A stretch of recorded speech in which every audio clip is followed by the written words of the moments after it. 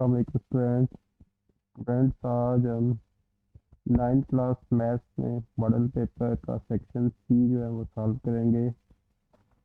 तो ये federal board SSC 1 examination का जो मॉडल पेपर है, जो लेटेस्ट आपको सिलेबस है उसके अकॉर्डिंगली हम इसको सॉल्व करेंगे। तो इससे पहले हमने section A MCQs, section B जो है वो सॉल्व कर लिए थे। तो आज हम इसमें जो सेक्शन सी है उसके क्वेश्चन जो है वो सॉल्व करेंगे। तो ये आपके सामने मॉडल पेपर है, तो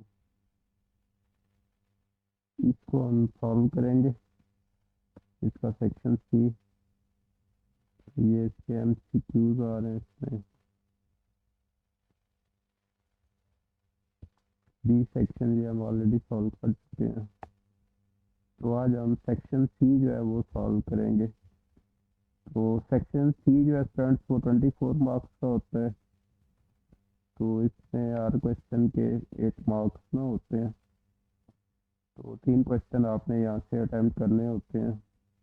तो यहाँ पे देखें क्वेश्चन नंबर 3 जो है, इसमें आपसे पूछा गया फॉर व्हाट वैल्यू ऑफ के the expression this become a perfect square. के की क्या वैल्यू होगी कि ये जो एक्सप्रेशन आपको दी है ये परफेक्ट स्क्वायर जो है ना वो आपके पास बन जाए। और इसके साथ ऑप्शन में दूसरा क्वेश्चन है कि इसमें आपको slopes of side of triangle ABC given है। तीनों साइड के आपको स्लोप गिवन है, तो आपने फाइंड करने हैं इंटीरियर एंगल ऑफ ट्राइंगल। तो चलिए फ्रेंड मूव करते हैं, ये क्वेश्चन आगे सॉल्व करते हैं। तो पहले हम क्वेश्चन का सी का जो फर्स्ट केस है जिसमें आपसे उसने के की वैल्यू पूछी है, the expression this become a perfect square. तो हम इसका स्क्वायर रूट फाइंड करेंगे और फिर देखेंगे कि के की वैल्यू इसमें क्या होनी चाहिए। अब आपके पास है वाई की power 4 Y square 8 Y square over. तो क्वेश्चन ये है कि आपने यहाँ से के की वैल्यू जो है वो फाइंड करनी है। और ये देखें आपको इसमें इसकी डिसेंडिंग पावर आ रही है, आई एस पावर 4 है, फिर वाई स्क्वायर, फिर के, फिर वाई की पावर -2 और फिर 1।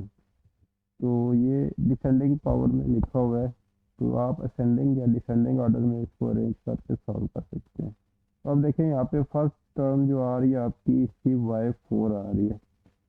तो अब आपने ऐसा नंबर सोचना है जिसको उससे मल्टीप्लाई करें तो y4 हो जाए। तो वो आपके पास वाई स्क्वायर है, तो इसलिए आपने वाई स्क्वायर को वाई स्क्वायर से मल्टीप्लाई करेंगे तो आपके पास y4 जो है वो इसमें आ जाएगा। तो वाई स्क्वायर को वाई स्क्वायर से मल्टीप्लाई किया, y4 आ गया। तो जब माइनस करेंगे टर्म कैंसिल होगी। अब आपने करना ये होता है कि जब यहाँ आपने वाई स्क्वायर लिखा है तो इसका आपने डबल करना होता है स्टूडेंट। तो यहाँ पे अगर 2 से मैं मल्टीप्लाई करूँगी फिर इसका डबल करूँ, यहाँ पे नीचे आप अपना इसका डबल लिखेंगे वाई स्क्वायर पर 2 सिंपली आपने क्या करना है इसको यहाँ पे 2 से ना आपने इसको मल्टीप्लाई करना है। तो यहाँ पे आपके पास 2 वाई स्क्वायर हो गया।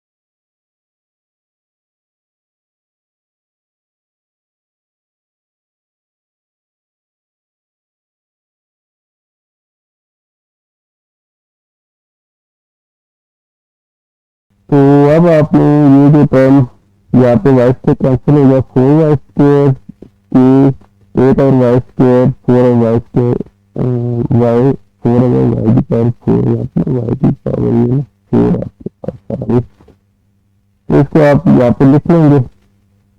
अब देखिए नेक्स्ट टर्म आपने निकालनी है कि किससे इसको ना 2y² यहाँ पे आ गया, y² को यानी y² ऐड करें 2y², आप सिंपली इसको 2 से मल्टीप्लाई करें तो ये 2y² यहाँ पे आपके पास आ गया। अब आपने वो नंबर सोचना है कि जिससे इसको मल्टीप्लाई करें तो ये 4y² ना नेक्स्ट टर्म में आ रहा है। तो इसको कैलकुलेट करने का तरीका क्या होता है कि आप जैसे एक्सप्रेशन की फर्स्ट टर्म आपके पास आ रही है 4y², तो यहाँ पे इसकी टर्म आपके पास बननी है 4y², तो 4 फ्रेंड्स आज हम SSC 1 का जो मैथ का मॉडल पेपर है उसका सेक्शन सी जो है वो सॉल्व करेंगे। तो सेक्शन सी में आपके पास 3 क्वेश्चन आपने इसमें अटेम्प्ट करने होते हैं, हर क्वेश्चन पे 8 नंबर होते हैं। तो इसमें अभी क्वेश्चन नंबर 1 पे मूव करते हैं। क्वेश्चन नंबर 1 में कि आपने K की वैल्यू जो है वो फाइंड करनी है, और ये आपको एक एक्सप्रेशन दिया गया कि ये परफेक्ट स्क्वायर ना बन जाए। तो यहाँ पे ऑलरेडी आप देखें तो ये आपके पास ना डिसेंडिंग पावर में आ रहा है, वाई की पावर 4 4y² के 8 और y² और 4 ओवर y4। तो जो पहली टर्म है इसकी y पावर 4 आ रही है, तो आपने एक ऐसा नंबर सोचना है जिससे आप उसको मल्टीप्लाई करें तो y4 आए, तो y² को y² से मल्टीप्लाई करेंगे तो y4 आ जाएगा। जब इसको माइनस करेंगे टर्म कट जाएगी, रिमेनिंग 4y² के plus 8 over y² plus 4 over y की पावर 4 आ जाएगा आपके पास। अब आपने जो ये टर्म होगी इसको 2 से मल्टीप्लाई करें, इसका डबल जो है ना वो फिर आप यहाँ पे ना लिखेंगे तो वो 2y² बन जाएगा। तब हमने देखना है कि 2y² को किससे मल्टीप्लाई करें तो वो आपके पास ना 4y² आ जाए। तो इसका तरीका ये होता है कि आपने जो ये पहली टर्म होगी यहाँ पे जैसे 4y² है तो इसको इससे ना डिवाइड करना है 2y² से। तो देखिए अगर आप इसको डिवाइड करें y² कट जाएगा यहाँ पे और आपके पास ये ना 2 के बराबर आ जाएगा। इसका मतलब है कि नेक्स्ट टर्म जो आपके पास 2 होगी, 2 हम यहाँ भी ऐड कर देंगे इस जगह और 2 फिर आप इधर भी ऐड कर देंगे। अब फिर 2 को आप 2y² से मल्टीप्लाई करेंगे तो ये 4y² हो जाएगा, और फिर 2 को 2 से मल्टीप्लाई करेंगे 4, और फिर जब माइनस करेंगे साइन चेंज होंगे -4 इस टर्म को माइनस, तो ये 4y² -4 5 कर देंगे तो अभी बस 2 में से 4 को माइनस करेंगे तो -4 आ जाएगा, 8 ओवर y² और 4 ओवर y की पावर 4 आपके पास इसमें नेक्स्ट आ जाएगी। तो नेक्स्ट इसमें फिर हम ये ऊपर आपके पास एक्सप्रेशन डाली है y² प्लस 2, इसको इसका डबल करें, इसको 2 से मल्टीप्लाई करें तो ये बन जाएगा आपके पास 2y² प्लस 4, 2 को 2 से मल्टीप्लाई करेंगे 4 हो जाएगा। तब हमने इससे फिर देखना कि इससे क्या नेक्स्ट टर्म जो है ना वो हम इसमें ऐड करें। इस टर्म से ना इसको आपने जब लिखना है तो मल्टीप्लाई करें तो ये आपके पास में फिर ये सेम हो गया। अब यहाँ देखिए k -4 आ रहा है आपके पास, k -4। अब यहाँ पे जो पहली टर्म आपके पास आई है 2y², इसको अगर आप 2y² से डिवाइड करें तो ये आपके पास ना एक्सप्रेशन बनेगी k -4 में 2y²। तो इसको इसलिए आपने यहाँ पे इसी टर्म को लिखेंगे k -4 अगर 2, क्योंकि इसी टर्म आप k -4 अगर 2y² इधर भी ऐड कर देंगे इसमें। जब इस एक्सप्रेशन को आप 2y² से मल्टीप्लाई करेंगे 2y² कर देगा, k -4 यहाँ पे आ जाएगा आपके पास।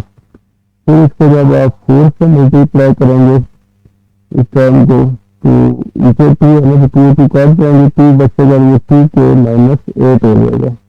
तो नेक्स्ट टर्म यहाँ पे आपके पास ना 2k -8 अगर y² आ जाएगी, और फिर इसी टर्म को आप जब मल्टीप्लाई करेंगे के माइनस 4/2 y² को के माइनस 4/2 y² से, तो के माइनस वाई का ऊपर होल स्क्वायर हो जाएगा, नीचे 2y² 4y² हो जाएगा।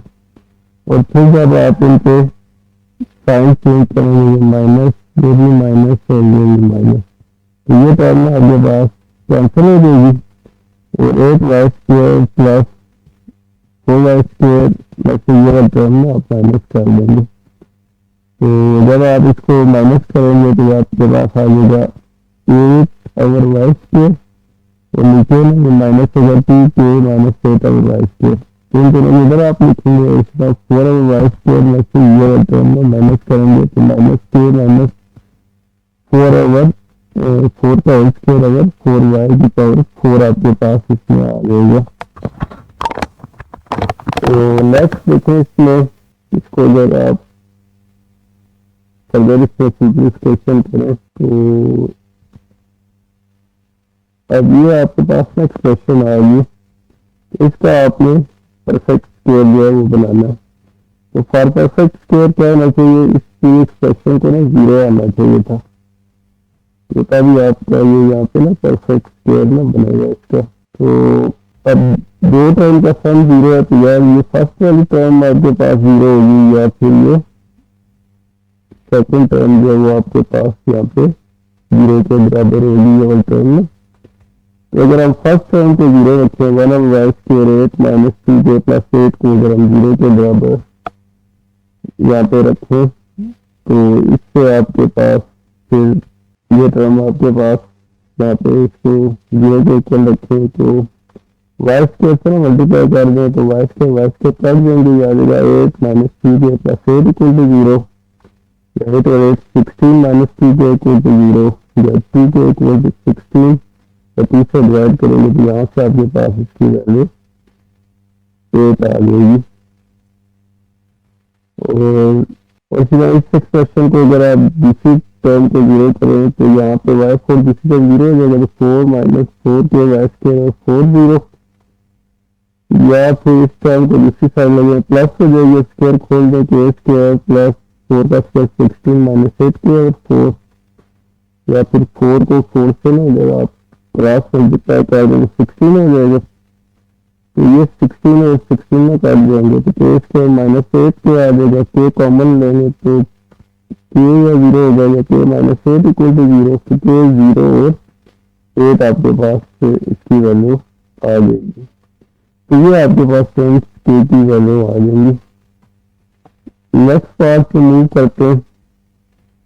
नेक्स्ट पार्ट इसमें क्या है कि आपने slopes of side of triangle आपको गिवन है, तो आपने interior angle of triangle find करने, यानी ट्रायंगल के अंदर जो इसके इंटीरियर एंगल आपके पास बन रहे हैं वो आपने कैलकुलेट करने। तो ये हमने इसमें ना एक ABC ट्रायंगल जो है वो कंसिडर किया, ABC ट्रायंगल, AB साइड का स्लोप m1, BC का m2 और AC का m3 बाकी है। तो हमने A ट्रायंगल का अल्फा, B के बीटा, C ट्रायंगल गामा, ये इंटीरियर एंगल हमने कैलकुलेट करने ABC alpha beta gamma angle. तो पहले हम एंगल टेंजेंट अल्फा जो है वो उसकी वैल्यू जो है वो यहाँ पे ना कैलकुलेट करते हैं। तो अल्फा एंगल आपके पास यहाँ पे इन दो साइड के दरमियान बन रहे m1 से m3 की तरफ में ये एंगल हम मेजर करेंगे, ये m3 साइड है इसकी और ये भी m1 है, तो इन दो साइड के दरमियान अल्फा एंगल बन रहा है।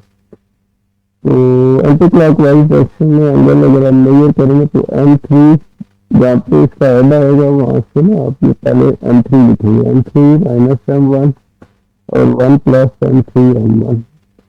तो इसमें ना m1 और m3 की वैल्यू फॉर्मूले में आप पुट करेंगे तो एक्सप्रेशन इस फॉर्म में आ जाएगी, और इसको अगर आप कैलकुलेटर से कैलकुलेट करें तो ये वैल्यू आपके पास 1/8 आ जाएगी। तो अब आप तो अल्फा चाहिए दोनों साइड में टर्मिनल इनवर्स, टर्मिनल इनवर्स जब आप 1/8 का निकालेंगे तो वो 7.13 इसकी वैल्यू आपके पास आ जाएगी। तो ये आपके पास स्टैंड पहला एंगल आ जाएगा जो आपके पास अल्फा के बराबर है। अब सेकंड हम इसमें एंगल बीटा फाइंड करते हैं। तो एंगल बीटा अगर आप देखें तो वो M2 और M1 के दरमियान बन रहा है। तो अगर मैं इसको यहाँ पे अगर आप इसको देखें तो एंटी क्लॉकवाइज डायरेक्शन में ये एरो हेड में यहाँ पे आएगा। तो इससे फिर M1 पे ये एरो हेड आ रहा है, जिसका जहाँ भी arrow head anti clockwise direction में उसका एंगल आपने पहले लिखना है। तो ये M1 minus M2 over 1 plus M1 M2 आ जाएगा। इसको फिर ये वैल्यू डाल दें। अगर आप इसको कैलकुलेट करेंगे तो टर्मिन बीटा -12 ओवर 5 आगे बचेगा। जब ये एंगल 90 होगा तो उसको आपने 180 में से माइनस करना है। तो इसको 180 से अगर आप माइनस कर दें तो ये आपके पास एंगल बीटा की वैल्यू जो है वो यहाँ से आपके पास आ जाएगी। तो अब आपको स्ट्रेंथ पता है कि दो एंगल अगर ट्रायंगल में आपको पता हो तो तीसरा एंगल आप इस तरीके से फाइंड कर सकते हैं। तीनों एंगल का सम 180 होता है। अल्फा बीटा हम कैलकुलेट कर सकते हैं कि यहाँ वैल्यू पुट करेंगे आप अल्फा बीटा की। ये मैंने अल्फा और बीटा की वैल्यू पुट कर दी तो आपके पास इसमें गामा एंगल आ जाएगा, वो आपके पास उसकी वैल्यू इक्वल आ जाएगी। तो नेक्स्ट पार्ट पे मूव करते हैं। जैसे 4 में आपको एक फॉर्मूला दिया हुआ कि द हाइट एच, यहाँ पे हाइट कैपिटल एच है वो of a tide at a coastal location varies over a day. तो इसको मॉडल किया गया इस फॉर्मूले से H equal to H naught plus A sine 2 pi T over capital T. With H naught का एवरेज टाइड हाइट है, ये the amplitude of the tidal variation है, T time in hours है और capital T the period of the tidal cycle in the hours है।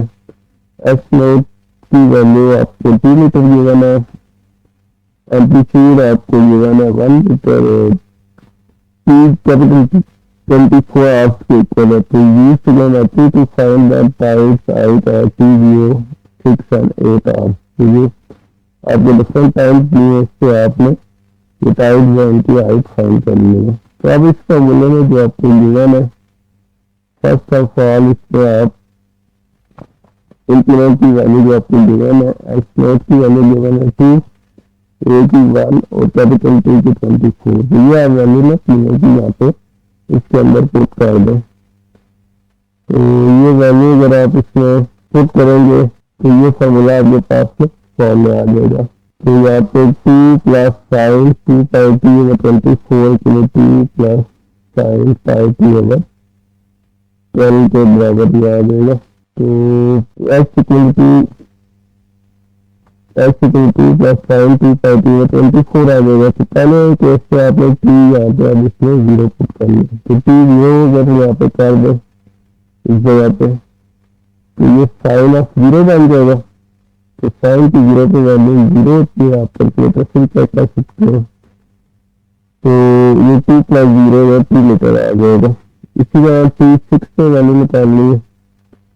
तो यहाँ पे अब आप फॉर्मूले में T की जगह 6 पुट करेंगे, स्मॉल टी की जगह 6 पुट करेंगे, ये पाई 6 पाई बाय 12 हो जाएगा। तो 6 पाई बाय 12 तो 6 बन जाए 6 और 6 2 बाय 12 आ जाएगा यहाँ पे आपके पास।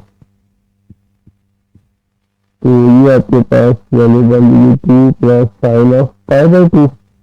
पाई बाय 2 आपके पास क्या होता है, साइन ऑफ 90 डिग्री, साइन 91 के बराबर होता है। तो ये 3 मीटर के इक्वल आ जाएगा आपके पास। इसलिए जब आप इसमें 18 पुट करेंगे ये 2 प्लस साइन ऑफ पाई और 18 बाय 12 या 3 पाई बाय 2, 3 पाई बाय 2 अगर आप इसमें कैलकुलेट करें तो ये आपके पास 3 पाई बाय 2 की वैल्यू आपके पास 270 के इक्वल बन जाएगी। पाई की वैल्यू आपके पास 180 के इक्वल है ना। तो 183 मल्टीप्लाई बाय 180 डिवाइडेड बाय 3 करें ना आप, तो ये आपके पास है 270। 270 का साइन -1 होता है, 2 - 1 1, तो इसकी वैल्यू आपके पास 1 के इक्वल आ जाएगी। इस तरीके से ये आप पार्ट जो है वो सॉल्व कर लेंगे। नेक्स्ट पार्ट में चलते हैं। यहाँ पे transform -2x plus y plus 10, इसको आपने 4 डिफरेंट फॉर्म में सॉल्व करना है। तो फर्स्ट केस में आपने इस लाइन को 2 पॉइंट फॉर्म में लेके आना है। अब देखो 2 पॉइंट फॉर्म लाइन की जो है वो आपके पास में ये होती है, जैसे लिखिए y minus y1 y2 minus y1 x1 x1 x2 minus x1। इसके लिए आपको 2 पॉइंट चाहिए होते हैं, तो इसके लिए आप ना फिर इसके लाइन के इंटरसेक्ट जो है वो कैलकुलेट करेंगे। तो पहले हम एक्स और वाई इंटरसेक्ट जो है वो इस लाइन के कैलकुलेट कर लेते हैं। तो यहाँ पे एक्स इंटरसेप्ट के लिए आप वाई जीरो करेंगे। अब लाइन की कोई थी आपके पास में -2x plus 5y equal to 10। X intercept के लिए ये वाई ना जीरो हो जाएगा, ये वाली टर्म पूरी जीरो हो जाएगी आपके पास। तो ये आ जाएगा -2x इक्वल टू 10 और -2 से डिवाइड करेंगे -5। अब पॉइंट हमेशा ना आप ये लिखते हैं एक्स कॉमा वाई की फॉर्म में। एक्स की वैल्यू आपकी -5 और वाई को आपने जीरो पूछ दिया, तो -5, 0 ये एक पॉइंट आएगा। इसी तरह फिर वाई इंटरसेप्ट के लिए आपने इस लाइन में एक्स वाली टर्म ये वाली टर्म जीरो करिए।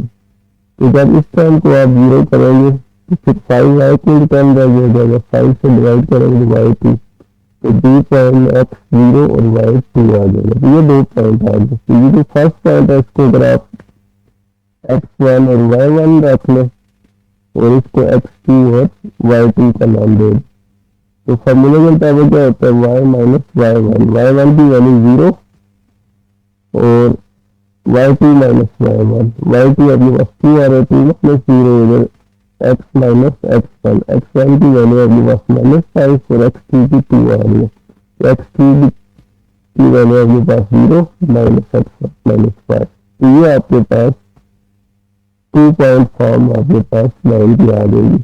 अब फ्रेंड इससे नेक्स्ट पार्ट पे आपने 2 इंटरसेप्ट फॉर्म फाइंड करनी है, इसी लाइन की 2 इंटरसेप्ट फॉर्म। तो 2 इंटरसेप्ट फॉर्म आपके पास इस फॉर्मेट पे होती है जहाँ पे स्मॉल और बी जो होते हैं ये एक्स और वाई इंटरसेप्ट होते हैं, बी वाई एक्स और वाई इंटरसेप्ट होते हैं। तो लाइन आपको गिवन थी -2x plus 5y equal to 10। अब फ्रेंड इसको सबसे पहले देखो राइट हैंड साइड पर आपको y चाहिए, तो आप क्या करेंगे इसको डिवाइड करेंगे बाय 10, पूरी इक्वेशन को 10 से डिवाइड करेंगे, तो ये हो जाएगी -2x प्लस 10 5y 10 और राइट हैंड साइड पे 10/10। तो राइट हैंड साइड पे 1 आपके पास आ जाएगा इसके, और इधर आप देखें इसको अगर कैलकुलेशन करें तो ये 10 को तो आपके पास -5 आ जाएगा यहाँ पे, और यहाँ पे 5 से 10 को कैंसिल करें तो ये 2, तो ये आपके पास 2 इंटरसेप्ट फॉर्म आ जाएगी। इससे आप याद रखें कि राइट हैंड साइड पे आपके पास इसके 1 होना चाहिए। नेक्स्ट पार्ट इसको मूव करते हैं। तो नेक्स्ट पार्ट है अब इसी लाइन को आपने सिमेट्रिक फॉर्म में चेंज करना है। अब सिमेट्रिक फॉर्म जो है वो बनाने के लिए सिमेट्रिक फॉर्म को आप इसका जो फॉर्मूला होता है वो होता है x minus x1 over cos theta और y minus y1 over sin theta. तो पहले के जो हम इसको इंटरसेप्ट निकाल चुके हैं, इससे हमें एक पॉइंट चाहिए होता है। तो पॉइंट आप यहाँ से लाइन से निकालने के लिए ना क्या करेंगे, y को पुट करेंगे, y को 0, x इंटरसेप्ट फाइंड करेंगे, पुट y 0, इस लाइन में y 0 पुट करेंगे तो -2x माइनस 10 इक्वल टू 0 आ जाएगा, या 2x इक्वल टू -10 या x इक्वल टू -5 आ जाएगा। तो आपके पास एक पॉइंट आपको मिल जाएगा जिसमें x की वैल्यू -5 और y की 0 के बराबर होगी आपके पास। इसी तरीके से अगर आप दूसरे केस में x को 0 कर दें तो ये 5y इक्वल टू 10 आ जाएगा, आपके पास y की वैल्यू 2 आ जाएगी। तो x0 और y2। तो ये 2 पॉइंट आपके पास कैलकुलेट कर दी। इनमें से कोई एक पॉइंट ना आप इसको यूज कर सकते हो। तो यहाँ पे क्योंकि फर्स्ट वाला यूज हुआ 0 2 वाला, तो इसलिए मैं इसको भी आपको कैलकुलेट करके बता दिया। तो यहाँ x1 y1 की वैल्यू आपके पास, तो एक पॉइंट मैंने का यूज कर ले, तो मैं भी इसी को यूज कर लेते। ये थोड़ा सिंपल है, 0 और 2। अब cos थीटा और sin थीटा की वैल्यू निकालनी है। तो इसको लाइन की इक्वेशन को ना मैंने इस फॉर्म में लिखा है। ये sin y को मैंने इधर आने दिया है, बाकी दोनों टाइम को ना फिर शिफ्ट कर दिया। स्लोप इंटरसेप्ट फॉर्म जो होती है ना लाइन की, यहाँ आपने sin y को इधर ही आने दिया है, तो -2 इधर जाके प्लस हो जाएगा, टाइम भी प्लस हो जाएगा। 5 से डिवाइड कर दो तो y की वैल्यू 2/5 x या 10/5 आ जाएगी। ये x के साथ ये जो वैल्यू होती है, ये अपनी लाइन की स्लोप इंटरसेप्ट फॉर्म पड़ी है कि ये mx प्लस c होती है। तो ये m जो होता है स्लोप होता है। तो m या स्लोप आपके पास में tan थीटा के बराबर होता है, तो वो आपका यहाँ पे क्या बनना है 2/5। और tan थीटा के पास होता है sin थीटा अगर cos थीटा। इसका मतलब यहाँ पे cos की वैल्यू आपकी 5 आ जाएगी यहाँ से पीछे, और sin थीटा की वैल्यू आपके पास 2 के बराबर है।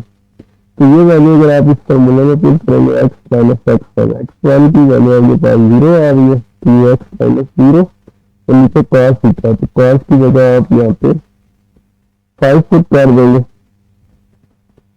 तो ये इस फॉर्म में आ रहा है, इसका y माइनस y1 की वैल्यू 2 है, नीचे आप sin थीटा, तो sin थीटा की वैल्यू आपके पास 2 आ रही है।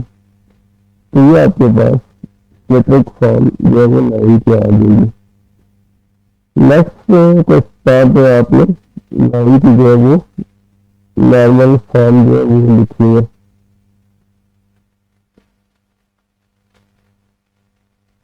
अब देखिए आपके पास 9 की equation 3 minus 2x plus 5y equal to 10। तो इससे ये जो कोफिशिएंट होते हैं इनको हम कहते हैं, ये बीच को लाइन आप लिखते हैं ना, ax प्लस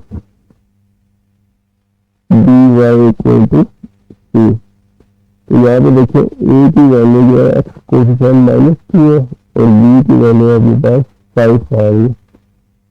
तो ये हमने इसकी वैल्यू जो है कैलकुलेट करनी होती है a square plus b square की। तो इसको अगर हम कैलकुलेट करें तो -2 स्क्वायर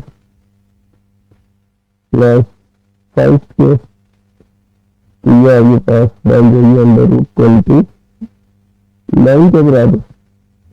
तो इससे ना √29 से आपने इस लाइन को डिवाइड कर लिया, तो दोनों साइड के √29 से मैंने तीनों पॉइंट को डिवाइड कर दिया। तो ये आपके पास फिर इक्वेशन x को अगर अलग कर दें -2/√29 प्लस y into √5/√29 और राइट हैंड साइड से 12/√29। ये जो यहाँ पे राइट हैंड साइड की जो है ना, ये नॉर्मल डिस्टेंस होता है लाइन का, ये 10/√29 की वैल्यू आ रही है। इसमें साइन और कॉस की वैल्यू x और y के कोफिशिएंट -2/29 और sin और 5/√29। तो ये आपके पास लाइन की जो है वो नॉर्मल फॉर्म जो है वो आपके पास आ जाएगी इसमें। तो नेक्स्ट पार्ट पे मूव करते हैं।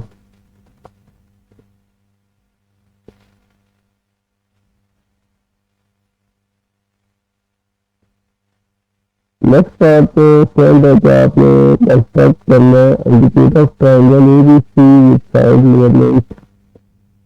आप एल्टीट्यूड ऑफ ट्रायंगल ड्रॉ करने उनकी आपको ना मेजरमेंट इसमें गिवन है। So the altitude are concurrent and write down the construction step also। तो इससे आपने ABC ट्रायंगल फाइंड करनी है फर्स्ट ऑफ ऑल, जिसमें आपकी AB जो है वो उसकी मेजरमेंट दी हुई है कि ए बी साइड जो है वो आपके पास 4.8 सेंटीमीटर के इक्वल है।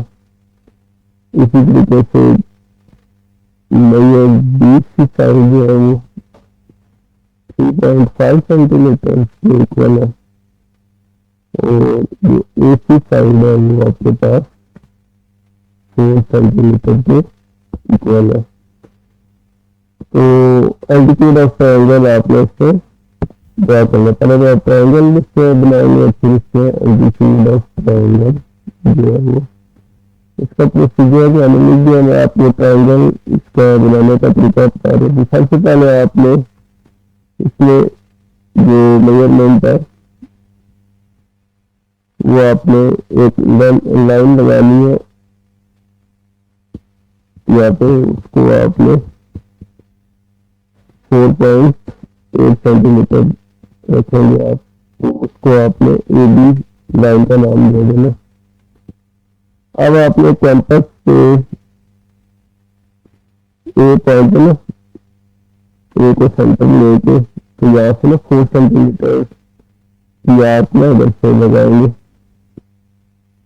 इस पॉइंट से आप इधर ना एक आर्क लगाएंगे 4 सेंटीमीटर की इधर कैंपस से। इसको कैंपस को 4 सेंटीमीटर स्केल से खोल के इधर इस बी पॉइंट पे फिर जाएंगे, इसको सेंटर लेके दूसरी साइड आपके पास 3.5 सेंटीमीटर इधर से आपने एक और आर्क लगाएंगे 3.5 सेंटीमीटर की। तो ये यूनिट जिस जगह मिलेंगी उसको आपने इधर से भी ज्वाइन करना और इधर से भी आप उसको ज्वाइन कर लेंगे। तो ये आपके पास ट्रायंगल में बन जाएगी। इसको आप फिर सी का नाम दे देंगे इस पॉइंट को। तो ये आपके पास एक ट्रायंगल बन जाएगी एबीसी। नेक्स्ट स्टेप में आपने एल्टीट्यूड ड्रा करना। फॉर एग्जाम्पल अगर मैं यहाँ से कोई एल्टीट्यूड ड्रा करना चाह रहे इस पॉइंट से, एल्टीट्यूड कैसे आप ड्रा करेंगे? आप कैंपस को ये जो सामने वाली साइड होगी इससे थोड़ा सा ना आपने ज्यादा खोलना इस साइड से और यहाँ पे आपने एक आर्क लगानी है इस तरीके से। लेकिन अगर आप इस आर्क पूरी नहीं आ रही तो आप इस लाइन को थोड़ा आगे ना डॉटेड लाइन से ना एक्सटेंड भी कर सकते हैं। आपको आप थोड़ा बड़ा भी करना चाहिए तो कर सकते हैं। तो यहाँ से आपने एल्टीट्यूड ड्रा करना, तो ए से ना अपोजिट साइड बी से पे ना एक आर्क लगानी है। दो जगह पे इसको कट करना जरूरी है। पहले आपने इस पॉइंट पे आना, यहाँ से ना फिर इसको कैंपस को ना बाजू से खोल के इधर एक आपने आर्क लगानी है। फिर यहाँ पे आके आपने दूसरी आर्क लगानी है इधर से ना। ये जहाँ पे मिलेंगी तो आपने स्केल यहाँ रख के ना इधर से ना आपने एक स्ट्रेट लाइन खींच के यहाँ पे ना ड्रॉ करनी है। जो इन दो पॉइंट पे जहाँ पे वो मिल रहे होंगे ना उधर आपने मिला देना। इसी तरह फिर आप सी से और बी से भी यहाँ से ना लाइन ड्रॉ करेंगे। ये लाइनें ना किसी जगह मिलेंगी तो वो तीनों आपके पास ट्रायंगल के एल्टीट्यूड आएंगे। तो इस तरीके से आप एल्टीट्यूड जो है वो ट्रायंगल के क्वेश्चन में ड्रा कर लेंगे। बाकी आपने इसमें जो प्रोसीजर लिखना है वो मैं आपको बता देता हूँ इसमें। तो इसमें जो स्टेप्स ऑफ कंस्ट्रक्शन आप लिखेंगे इसमें आपने सबसे पहले क्या जैसा draw line segment A B of length 4.5 centimetre की एक लाइन ड्रॉ की। फिर ए को सेंटर लेके 4 रेडियस की आप ड्रा की। इसमें फिर बी को सेंटर लेके आपने 3.5 सेंटीमीटर की एक लाइन ड्रा की। दोनों लाइनें फिर सी पे मिलेंगी तो बी सी को और ए सी को आप ज्वाइन करेंगे, ट्रायंगल बन जाएगी।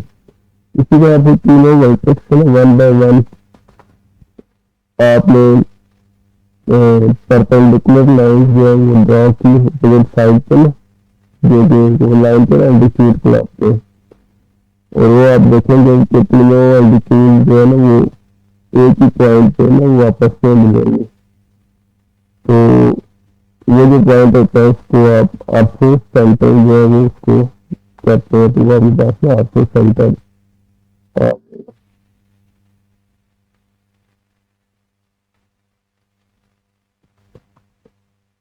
तो एल्टीट्यूड ट्रायंगल के कंट्रास्ट होते हैं, एक पॉइंट से गुजरते हैं और इस पॉइंट को आप ना सेंटर को ना हाथों सेंटर करते।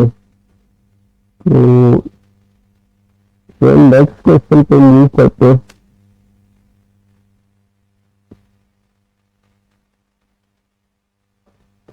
नेक्स्ट पार्ट में फ्रेंड आपको एक टेबल दिया गया ग्रुप डेटा।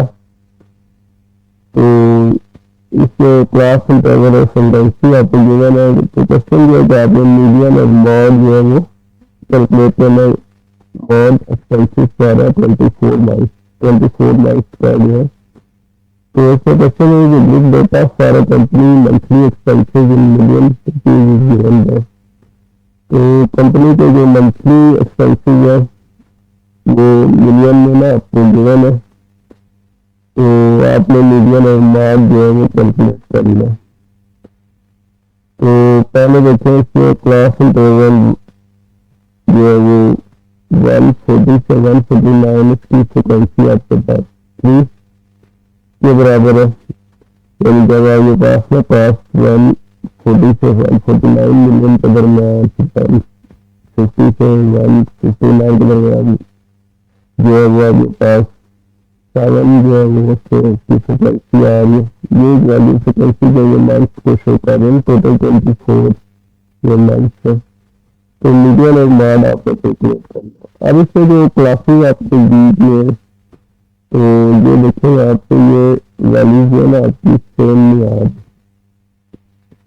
तो आपने इसका मतलब है ये क्लास इंटरवल जो है क्लास बाउंड्रीज बनानी है।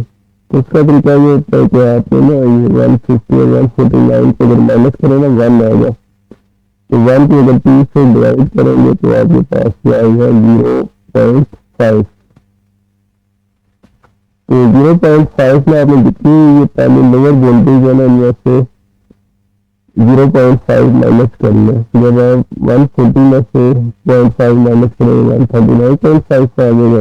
150 में से 149.5 से लोअर बाउंड्री में से 0.5 माइनस करेंगे तो इस फॉर्म में आ जाएगी। और ये ऊपर बाउंड्रीज है इसमें 0.5 ऐड करेंगे तो ये बन जाएगा 149.5 159.5 169.5 129.5।